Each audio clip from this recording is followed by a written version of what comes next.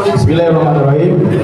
Kami yang bertanda tangan di bawah ini menuntut dan menyampaikan aspirasi daripada gerakan Aceh Merdeka ke forum DPRA yang mana isi petisinya berupa pertama, 1. Menolak penambahan batalion di Aceh.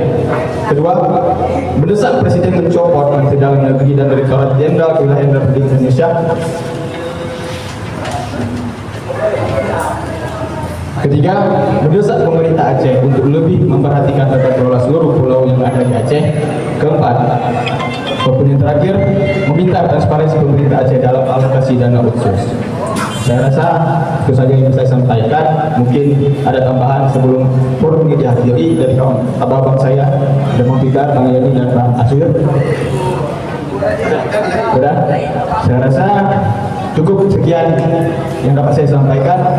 Assalamualaikum warahmatullahi wabarakatuh.